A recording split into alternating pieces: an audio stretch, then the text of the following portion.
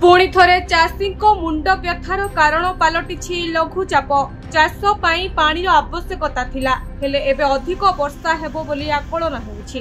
गोटिए लघुचाप हेबो बोली समस्ते भाबुथिले हेले गोटिए नुहे तीनोटी लघुचाप आसुथुबा कहिसंती पाणीपाग विज्ञानी शरत साहू। वर्तमान गोटिए लघुचाप सृष्टि होइछि।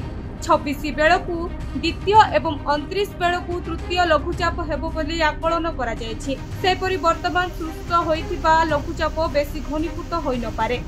तथापि एही लघुचाप वर्षा प्रभाव रे दक्षिण ओडिशा जिल्ला मानकरे अधिक वर्षा होई पारे बोली अनुमान करा जायछि। 26 किंबा 27 बेलकू जो सिस्टम सृष्टि हेबो अधिक घनीभूत संभावना रहिछि। प्रथमटीर बेसी प्रभाव पड़ी न पारे, द्वितीयर प्रभाव बेसी रहिबो बोली कुहा जायछि। मात्र तीनोटी लघुचाप नहीं आईएमडी पक्षरु स्पष्ट करा जाय नहीं। सेपटे संभाव्य बात्या और लघुचाप जनित वर्षा नहीं प्रशासन अलर्ट रहिछि। सरकार पूरा सजग थिबा राजस्व और विपर्यय परिचालना मंत्री सुरेश पुजारी सूचना दैछथि। सबु स्थितिर मुकाबिला पई राज्य सरकार प्रस्तुत अछंती। समस्त जिला प्रशासन को प्रस्तुत रहिबाकू निर्देश दिया जायथिबा से कहिसंती। आंध्र प्रदेश एवं तमिलनाडु रे यार प्रकोप बेसी देखिया पई मिलिबो, किंतु आंध्र प्रदेश पाखरे थिबा कारणरू से प्रकोपर प्रतिफलन मध्य ओडिशा रे हेबो, मूलतः दक्षिण ओडिशा रे हेबो।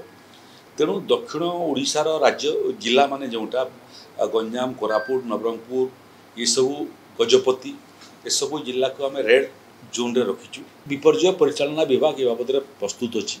सबू जिला प्रशासन को आम ए बाबद सतर्क कर दीचु। आमर ओडिशा रे जिला माने मध्य ए बाबद बारंबार एभलिया प्राकृतिक विपर्यय को सामना करी अभ्यास हो सामना करिबारे। तेणु समस्त प्रस्तुति आम करूँ।